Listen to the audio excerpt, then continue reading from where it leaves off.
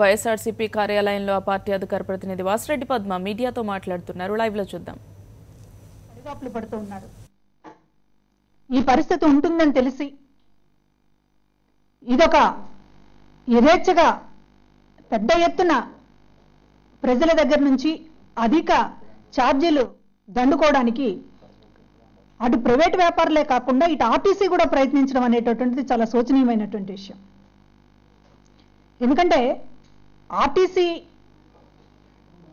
ఇంతకు ముందంటే ఏదో ప్రత్యేకమైనటువంటి సందర్భాల్లో, పండగలకు వెళ్తున్నటువంటి సందర్భాల్లో నష్టాల్లో ఉంది కాబట్టి కొంత ఛార్జీలు అధికంగా వసూలు చేయటం అనేటటువంటి దాన్ని సమర్థించుకుని ఉండొచ్చు.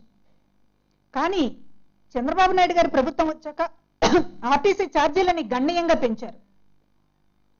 ఒక పక్కన ఛార్జీలను విపరీతంగా పెంచి ఈ ప్రత్యేకమైనటువంటి సంక్రాంతి సీజన్లో ప్రయాణికుల మీద అడ్డగోలుగా వసూలు చేయడం అనేటటువంటిది ఇది ఒక సంక్రాంతి దోపిడీ.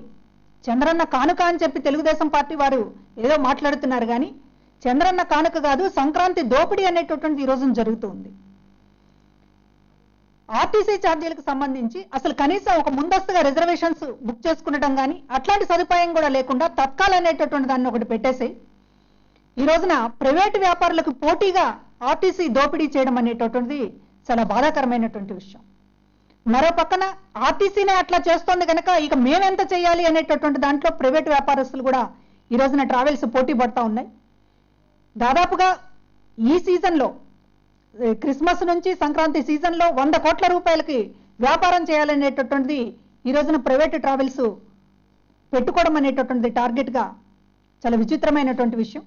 సాధారణంగా వైజాగ్ నుంచి హైదరాబాద్కి ఒక 600 రూపాయలు నాన్ ఏసీకి ఛార్జీ ఉంటే ఈ పండగ సందర్భంగా దాదాపు 2000కు పైన దాని ఛార్జీని వసూలు చేస్తున్నారు. అదేవిధంగా ఏసీ బస్సు 1000 రూపాయలు ఉంటే ఇవాళ 3000కు పైగా ఛార్జీని వసూలు చేస్తున్నారు. అటు ఆర్టీసీ ఇటు ప్రైవేట్ ట్రావెల్స్తో పోటీ పడుతున్నాయి క్యాబులు కూడాను. పోనీ ఈ ఛార్జీలు టికెట్లు దొరక్క, బస్సులు దొరక్క ఇంత ఛార్జీ పెట్టుకోలేమని చెప్పి ఏదో కుటుంబ సమేతంగా ఒక అద్దెకారు బుక్ చేసుకుని వెళ్దామని అనేటటువంటి పరిస్థితి కూడా లేకుండా వాళ్ళు కూడా ఇవాళ తారాస్థాయిలో రేట్లు చెప్తున్నటువంటి పరిస్థితి. అంటే ఒక పండుగకి ఒక సామాన్యుడు వెళ్ళాలంటే ఇంత ఆర్థిక భారంగా తయారు చేయటం అనేటటువంటిది ఇది ప్రభుత్వానికి సమంజసమైన సబబేనా అనేటటువంటి ఒకసారి ఈ రోజున ప్రశ్న వేసుకోవాల్సినటువంటి అవసరం ఉంది. ఒక ఊరు వెళ్ళడం అనేటటువంటి దాన్నే ఆర్థికంగా తడిసి మోపడయ్యేటటువంటి భారంగా మీరు మార్చిన తర్వాత ఇవాళ మీరు ఒక పండగకి ఒక సంతోషంగా పండగ రోజు సామాన్యుడు సంతోషంగా ఉండేటటువంటి అవకాశం కూడా కల్పించకపోవడం అంటే ఇది ఏ రకమైనటువంటి సంస్కృతి ప్రభుత్వాన్ని అని చెప్పి అడుగుతూ ఉన్నాం. ఇవాళ ప్రైవేటు వ్యాపారస్తుల ఛార్జీలని, ప్రైవేటు ట్రావెల్స్ ఛార్జీలను మేము నియంత్రించలేము అని చెప్పి సాక్షాత్తు రవాణా శాఖ అధికారులే చెప్తున్నారంటే ఎట్లా ఈ రకమైనటువంటి దోపిడీకి బార్ల తెరుస్తున్నారనేటటువంటి తెలుస్తుంది.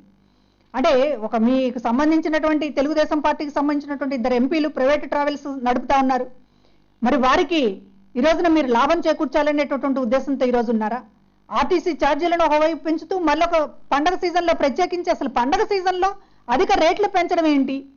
పండగ సీజన్లో ఆర్టీసీ పెంచుతుందని చెప్పి ప్రైవేట్ ట్రావెల్స్ కూడా పోటీ పడుతుంటే ఎక్కడా కూడా ఒక నియంత్రణ అనేటటువంటిది ప్రభుత్వానికి లేకపోవడం అనేటటువంటిది, ఒక పండగ రోజున సామాన్యుడి వైపున ఎట్లా ఉండాలి అనేటటువంటిది కనీసం ఆలోచించకపోవడం అనేటటువంటిది ఈ ప్రభుత్వం యొక్క దౌర్భాగ్యం.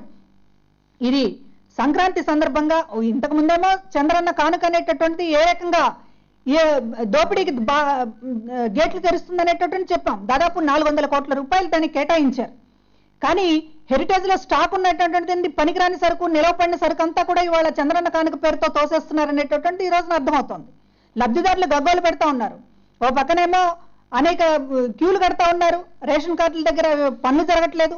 ఒకవేళ ప్యాకెట్ దక్కినా కూడా అందులో పుచ్చిపోయినటువంటి శనగపిండి, లేకపోతే పనికిరానటువంటి కాలం చెల్లినటువంటి గోధుమ పిండి, ఇవి నీరు గారుతున్నటువంటి బియ్యం, నీరు గారుతున్నటువంటి బెల్లం, ఇవి దర్శనమిస్తున్నాయి చంద్రన్న కానుక పేరుతోటి. కాబట్టి ఒక పేదవాడికి ఏమో కనీసం చంద్రన్న కానుక పేరుతో ఆ రకంగానూ మీ ప్రభుత్వంలో ఉన్నటువంటి వాళ్ళే లబ్ధి పొందాలనేటటువంటి ప్రయత్నం.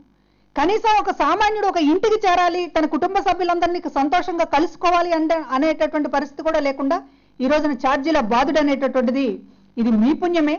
ఇంతకు ముందు ఎప్పుడు కూడా ఇంత దారుణంగా రేట్లు పెంచినటువంటి పరిస్థితి లేదు.